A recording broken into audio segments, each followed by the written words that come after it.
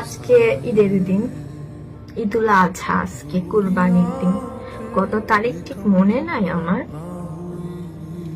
3 মাসের 1 তারিখে আমার জন্ম। তো 3 দিন থেকে অনেক মানসিক টর্চারে ভুগছিলাম। হ্যাঁ,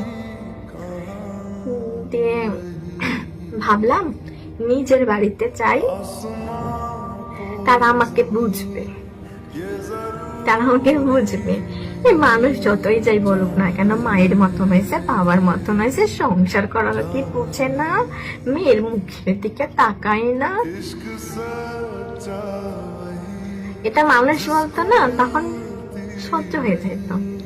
আর যখন নিজের মানুষগুলাই ঠিক একই কথা বললো, বিশ্বাস করেন একটা দীর্ঘশ্বাস, একটা খুশি, একটা আনন্দ আমার